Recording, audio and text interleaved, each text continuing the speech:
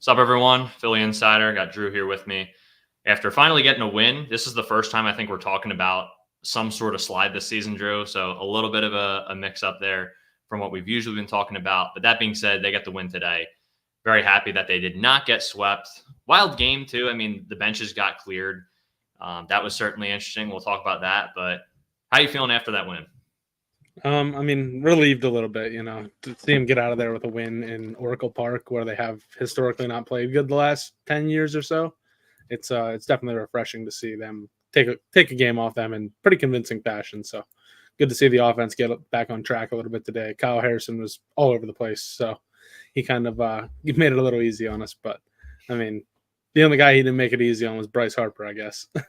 Yeah. Bryce really struggled against him, and Andy almost hit him in the face twice. So that was definitely interesting. First time all year we've seen a bases or benches clearing brawl for the Phils. So I mean, they're not usually a rowdy group as far as that goes. I mean, there's some teams that are, but I mean, the Phils, they're all going to have each other's backs. They're one of the tightest clubhouses in the league. So it's just, it's definitely weird to see them clear the benches, though, for sure.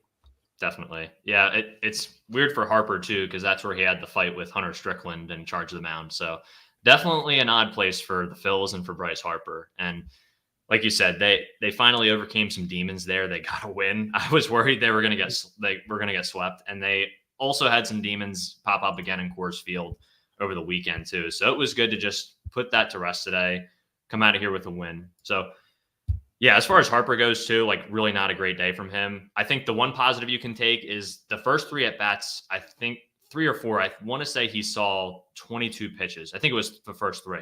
So he was working the count at the very least, but he didn't look right today, obviously. And his fourth at-bat was terrible. I think he had a 4-pitch strikeout and chased out of the zone on multiple pitches. And then it was just nice to see him end the game the way he did with the 100-mile, I think it was 100 on the outside part of the plate, and he just shot it the other way and got some insurance runs in. So that was good to see from him. And as far as the lineup goes, they weren't tremendous today, but they did what they needed to do. And like you said, Kyle Harrison was not anything special. They hit well off of him. They worked the count on him. They took advantage of what was in the zone because he was either going to miss right in the heart of the zone or he was going to be, as we saw with the Harper at bat, he was going to be very far outside the zone. So I don't know. I mean, I'd like to think that he was just that bad that he was missing in that at bat, but you never know. You never know. But I don't think they have any beef to my knowledge. So I wouldn't think they do. And it seemed like that was the only, I mean, he was missing arm side a lot today, but we obviously stacked the righties against him, so it wasn't so prevalent. But right. I mean, he didn't do that to Schwarber, I don't think. He didn't miss up and into Schwarber twice, but I mean, it's just, I saw it in a couple other at-bats, especially later in the game. His velocity was really dipping, and he really lost his command, and he was just missing arm side a ton. So, I mean, it was probably nothing, but it's just coincidental that it's always Bryce Harper in the middle of this kind of stuff. I know. It's kind of crazy. Blake Snell at bat, too, from a couple years ago. Yeah. He always seems to get hurt on those types of at bats. So I understand the frustration, especially when the first pitch he told him, he said, dude, don't throw at me. Yeah. He made it pretty clear. It's all right, maybe we should go with a different pitch call for the next pitch right there. So we make it clear we're not trying to send a message, but or at least just execute the pitch a little bit better or throw it in the dirt, don't throw it up high. I don't know. But like you said, he missed arm side a lot, especially on the righties. It was well out of the zone a number of times too. So I agree. I really don't think it's anything. But anyway, on that note, like I said, the offense really did enough today. Schwarber just set the tone right from the jump. I love seeing him have an Oppo taco too. I mean, obviously he's a guy who's going to pull a lot. I was hoping that one on Monday was going to get into McCovey Cove, but it did not. The wind held it up. That being said, he had a really good day today. He has a couple knocks, a walk as well. Gets on base 3 out of 5 times, I want to say. So, yeah, good day for him. And as far as the rest of the offense goes, I mean, again, Castellanos against the lefty, he had a really good day. Once Harrison got taken out, he looked like his usual self this year. So that was discouraging. But those were really the 2 big highlights. And then the bottom of the order, Stubbs and Pache getting a couple knocks coming into. I think Stubbs came in to score on the 1, and then Pache had an RBI. So that was good to see as well. Those were my big takeaways from the offense today. Yeah, and the other big takeaway for me was Edmundo really kind of struggled today, being in the 2 hole. Yeah, and I think it was just because they're more attacking him whenever he's batting between those 2 guys versus how they pitch him whenever he's batting 7th or whenever he's batting normally.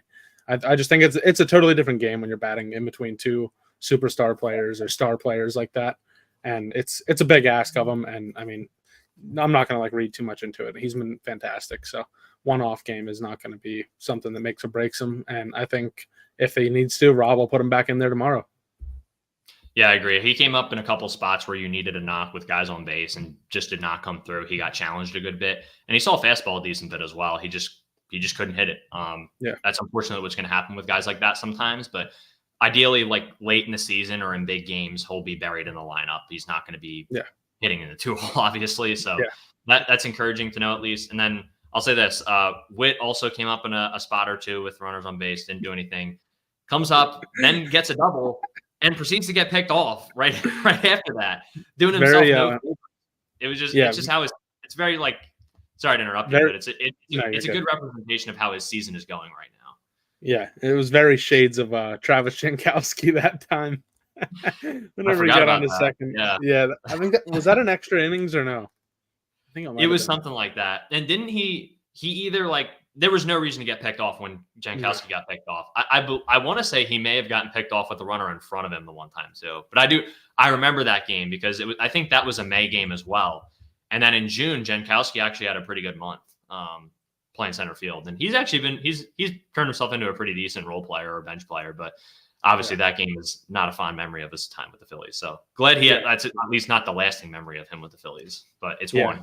He's been pretty fantastic for the Rangers, actually. I mean, he's been a big piece of what they've been doing. And he came through in the postseason a few times last year, I believe, if I'm not mistaken on that. But I mean, he was always a decent player for us. I mean, he had a really, really rough start. Like he had that. I think that was his first game whenever he got picked off right there. But I mean, he was a good player. I mean, he was good, easy guy to root for. He was from Lanco, so it's nice.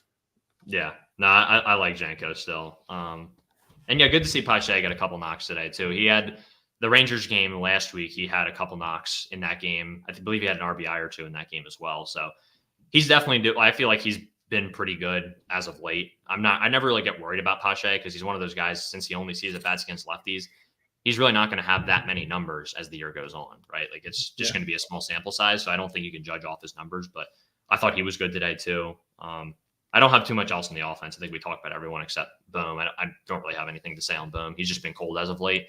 He was fine today. He had that double, came in to score, but he hasn't been himself as of late.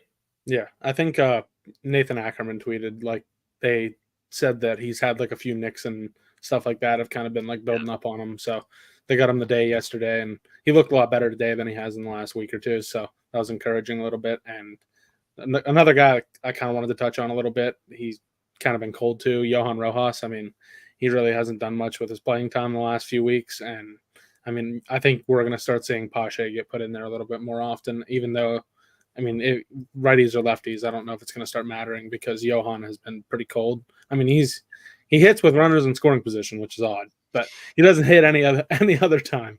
I don't understand it, but I mean, when he gets on base, he's dynamic. I mean, he steals bases. He's a really good base runner. I mean, it's just a shame that he hasn't been hitting. Yeah, right. And he had a couple knocks this series as well, but I think one of them was like a blooper to the Bermuda Triangle out in center field. He actually had the one he had off of Snell. I was impressed. I think he had one off of Snell. I was impressed. I think he shot it the opposite way with 2 strikes. But overall, like the last few weeks, he's kind of cool. Like he got hot for a little bit there, and he's really cooled off since then. So I do want to talk about that before we get to Sanchez. Between him and Castellanos, and I don't know if it's not the best day to talk about it with Castellanos playing as well as he did. But again, I think you saw when Harrison, a lefty, came out of the game, we saw the problems Castellanos has. Yeah. And I think my concern is, I think it's everyone's concern. You have those 2 guys out in the outfield who have not really done anything offensively this year for this team. I mean, obviously Castellanos has done some, but they're both pretty much black holes offensively right now. Like maybe that's not the right way to put it, but it's been bad. And I am curious to see how they navigate that going forward because they can't do anything with Castellanos except maybe bench him, which I don't think that he's not the type of guy that's going to help him. But if he's not playing well enough, he's not helping the team. So that's more of a down the road thing. They're going to let him try to break out of this just by swinging through it. I don't know how long they're going to do that for, but they're going to ride it for a while. Regardless, he's not going anywhere. Yeah. Rojas, you do have the option, but they really love him, obviously, and they're very adamant about him getting these reps to build towards the end of the year. But I just don't know if that's going to work. So I don't know, man. I'm kind of back to where I was earlier in the year on both those guys, and I don't really know. Like, I don't know what the solution is. And the thing is that the Phillies, I don't think are going to just go out and be like, "Hey, let's go get like a veteran who's a marginal upgrade over Rojas," because they believe that getting the reps is more important than that. But yeah, if it's going to cost you wins, you have to think about that at some point. Because if Casty is a black hole, then Rojas being an issue becomes more of an issue, if that makes sense. Yeah, because Castellanos, I mean, he obviously has better numbers like RBIs and home runs and stuff.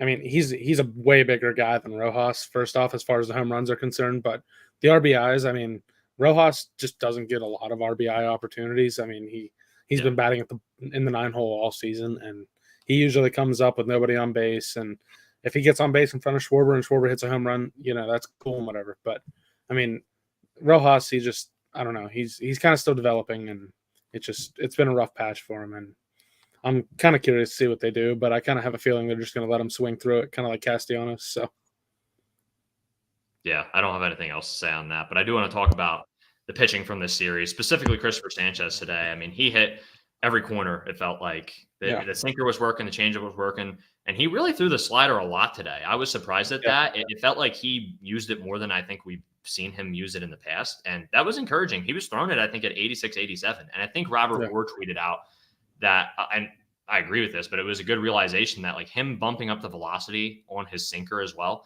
that's kind of benefited him this year. Like it hasn't been a detriment to him, and we were all a little bit concerned about that going into the year, and everything's been pretty normal with him. Like there's been a few starts here and there, but those have just been bumps in the road. That hasn't been the norm. Exceptions to the rule, I guess you could say. But he's been really solid this year, man. And today was just an absolute gem. Like he was awesome today. Again, when I say he was hitting every corner, he really was. Location was just perfect today.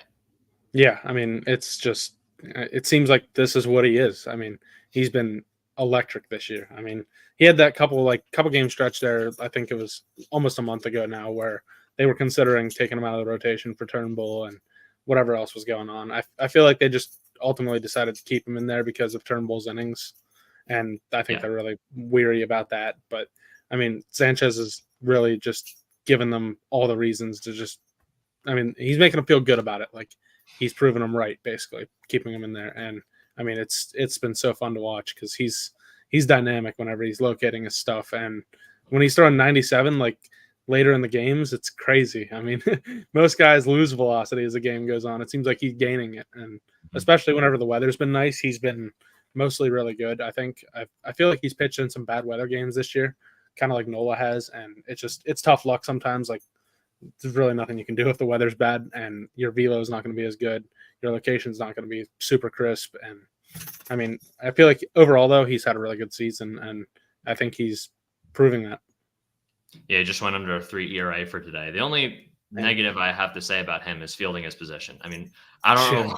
I really don't know what he's doing whenever a ball gets hit to him. I just felt like when he fielded that ball, I was like, he's probably going to throw this wide or something was going to happen because he always. It's a tough play to make, but it's like you either got to hold on to the ball or you got to make the throw. And if it's a little bit of a softer throw and you just get it to the chest, I'd rather that and just play it safe. You can't afford. I don't know. I actually don't think it came back to bite him today, but no. I mean, obviously they didn't score any runs. I don't know if the guy got the second on that, but he said Stott backed it up. I don't think he got the second. Someone backed it up. Yeah, no, that was nice, but it's a concern though. Hopefully come October, that's not a problem we have again because it was last year with the one play. But and speaking of Stott, like the up the middle defense with Sosa at short is just it's so ridiculous how good those guys are. I mean, it's like there's no holes in the infield. It's pretty ridiculous.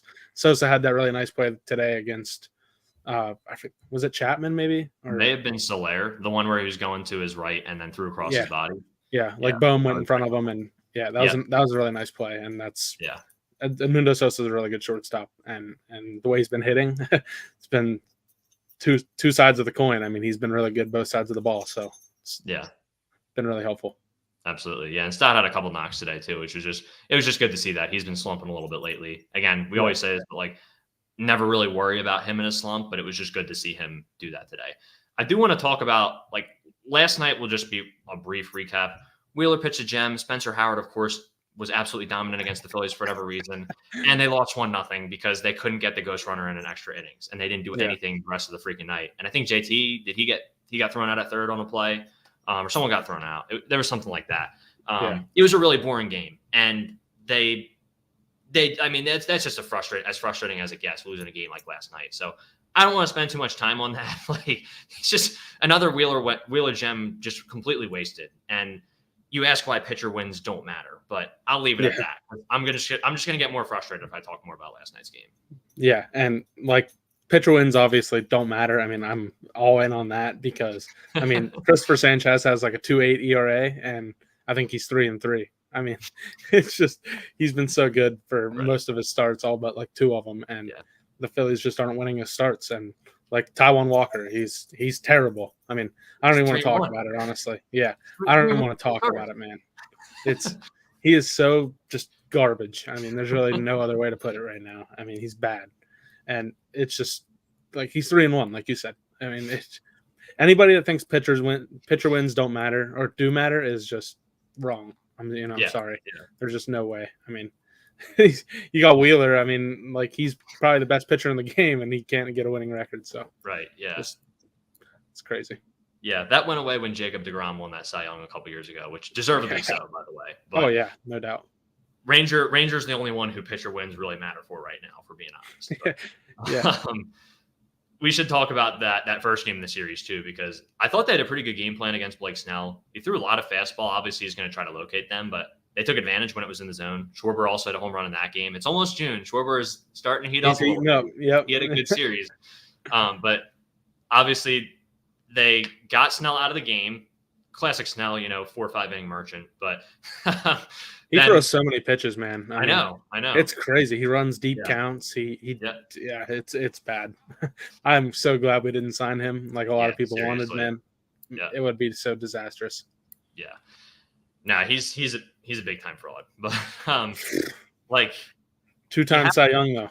Yeah, that's true. Like obviously when I say fraud, like he's a good pitcher, but it's just I would hate having him on the Phillies and watching him go 4 or 5 innings. It's like, well, he only gave up 1 run. It's like, well, yeah, but now we got to use our whole bullpen throughout the regular season. So that's the nice thing. That's the best thing about our rotation this year is that they're saving everyone. But regardless, though, I thought they attacked him fairly well. He still had his strikeouts here and there, but it's just so frustrating. They put up 4 on him. They go up 4-3, and then everything just gets deflated because Taijuan can't locate a pitch to save his life because he's mixing. The thing is with him is like, I think he mixes his pitches very well. Like you never know what sequence he's going to go to in any at bat, but that doesn't matter if it's going to be right over the heart of the plate. Like it's just so frustrating because like you said, I agree that they made the right call because Turnbull, he hasn't had a full season, I don't think, since 2019. Like you got to be careful with him, especially if you do want to reinsert him into the rotation. It would be better to have him take the time off now and then go later in the year. And it's better to have him get used to the bullpen now and then be a potential valuable bullpen piece later on. So I think it made sense. I get it's frustrating, but it is really not a good look when through his first 6 starts, he has like a sub-2 ERA and I think he had a sub-1 whip as well. And then you have Taijuan, who guys are hitting 310 off of him right now. And tons of hard contact too. A bunch of hard contact. All the outs are hit hard too. Yeah. I don't really like. It's not something I'm going to complain about too much because again, he's the 5th starter. Like, it is what it is. But it still aggravates me. It really does. Yeah. And I don't really know if there's another way they're going to go from it. Yeah, and like the thing is, like him being the 5th starter and being as bad as he is, I mean, it is what it is, but the contract that's tied to it is just the thing that makes it so frustrating. Yeah. He's getting paid a ton of money. I mean, and he's been terrible. I mean, he had a decent year last year, not good, but his first inning woes last year really hurt him, and he hasn't had that problem this year, but seems like every pitch is just right down the middle of the plate or it's just 10 feet wide. And it's tough to watch. He's been bad, and the Phillies are going to have to make a change if he stays this bad. Can you imagine having to watch that in the playoffs? That's like you're already living and dying with every pitch. And then at that point, you're praying, too, that every pitch doesn't get hit 450 feet. Yeah. Yeah, I mean, I don't want to see him face Yordan Alvarez in the World Series. That would I don't be. think Jose, I don't think Jose wants to face him again either. Yeah, no, I don't think so either. But Jordan's kind of having a bad year, actually. He is, yeah. That's surprising. There's a lot of guys having really weird, like bad years. Yeah. Not as surprising because of their tendencies, but like we were talking about Luis Robert today, and then Arozarena having a terrible year. Yeah. But definitely been a weird year in baseball. It always is, but yeah. On that note, but that's really all I got from this series, man. Yeah, I mean, the offense kind of woke up, especially today, but they've still been kind of cold. And obviously it's just tough not having Trey. But even without Trey, though, they've proven they can still win games. So I think coming back home, they're going to get an off day, which is much needed after I think they played 7 or 8 straight games, something like that, maybe 9. And they're going to get the Cardinals this weekend. So obviously not a guaranteed win. Like the Cardinals are right around 500, but you would hope they win at least 2 of the 3. And I would hope they sweep them too. I'm not really that scared of the Cardinals. I don't think they're as good as the record even shows. I think they're actually much worse. The only game I would be scared about is the Sunday night one because, someone's on the mound for that one. But yeah, and I'm going to be there, unfortunately. Oh, that's rough. yeah, it's going to suck. But yeah, I mean, it's not going to suck being there. It's going to suck watching Taijuan pitch. I mean, hopefully it's one of them games where he gives up 3 or 4 runs and the Phillies score 8 or 9 runs. Seriously, that'd be all right. But yeah. It's going to be either really bad or really fun. I mean, it's going to really no in between with him. No, ain't that the truth, man? Ain't that the truth? Well, I hope it's still a fun time of the game, but yeah, it should be. Yeah, absolutely. Sunday night baseball being in Philadelphia too, that's always a cool thing. So we will see. We'll see how that goes. But yeah, I mean, another that's really thing I kind of wanted to touch on. Yeah, go for it. Was the Ronald Acuna injury? That's huge. Sure. We didn't talk about that, and it's huge implications for the division. I mean, the Braves have been bad, and they're only going to get worse with him out. And Riley's been bad. Albies hasn't been great. Azuna's really just carrying their offense right now. It's pretty wild what that guy's doing. I hate that guy, but yeah, he's carrying my fantasy team. I can tell you that much. Yeah, not so much this week, but yeah, no. I don't want to talk about it. Yeah, the Braves though they're in a bad spot. I mean, they got a guy from Double-A pitching tonight, and they're in a really, really rough spot as far as their lineup not hitting and their pitching being injured. It's just a bad situation for them right now. Yeah, no, I agree. And first off, prayers up for Acuna too. That just absolutely. That sucks, man. I mean, how many times now has he had knee injuries, torn ACLs? Like this is just it's brutal, man. And I know he wasn't having a great year, but like he's still one of the game's best. So sucks to see that. And like obviously you'd prefer to beat the Braves at their best. We already have, but but you obviously prefer to see him out there, and that really sucks. And yeah, to the baseball side of it, like that makes a huge difference for them. It already did without Strider, and now they don't have Acuna. And I don't know about Strider, but I would think now I don't know if it'll eat into next year, but who knows? Like those injuries could eat a little bit into next year too. Like those are long-term recoveries. So obviously prayers up for them. But as far as this year goes, yeah, the Phillies window is more open than it's ever been. I mean, it's been open the past 2 years, but now it's like you can win the division and then just go mow through the National League, hopefully, and go to the World Series. That's obviously the hope with every team, but the Phillies, it seems like, have a real clear path to that right now. And today was big just to get back in the win column, and you need to just keep stacking wins as much as you can to continue to build that lead. So it really hurts for them. As we talked about many times on the podcast, you mentioned it, Drew, a lot. They don't have any depth at pitching, and none. They've tried. I think the number 3 prospect that they've called up, like this is like the 3rd guy they think they've tried in that last rotation spot role. Like they've tried to fill that spot, but they can't. The other pitchers are pitching pretty well. Sales had a pretty solid year. We'll see if he keeps it up. Reynaldo Lopez has been really good for them, which was surprising to me. And obviously Fried has pitched well too, but you need depth in the rotation. Yeah. And if you can't be 3 deep in the regular season, you just can't. No, you can't. And they optioned Bryce Elder, and he was one of their 5 last year, and he's been terrible. So they're really, really not in a good spot right now, and we need to take advantage of it and keep winning a lot of games because they could easily get hot and start catching us. I mean, they're so dangerous whenever their whole team's going good. Yeah. Yeah, Bryce Elder was breaking at the end of that year last year in his rookie season, and then I think the Phillies broke him in Game 3, and Yeah, it's carried over to yeah, the that season. was the straw that broke the camel's back for sure. Absolutely, yeah, it's a He's good way to been put he's been really, really bad. it. Seriously, but no, the window is wide open right now, and I think you're Yeah, going to see the Bills make at least a move for an arm or two. They're probably going to add a bench bat as well. We'll see what type of bench bat that looks like. I'm really curious to see what that is. I don't think they add an outfield guy, but I could see them adding like a bench bat who can play the outfield to give themselves the option. That would be interesting. But yeah, I mean, I don't like. I think I've seen on Twitter some good points. Like I think Winkleman tweeted out, or maybe it was Anthony S. Benson. But like they're not going to go. Like it's not like they're just going to be all in because they don't really have like an all in or not all in philosophy. I guess you could say.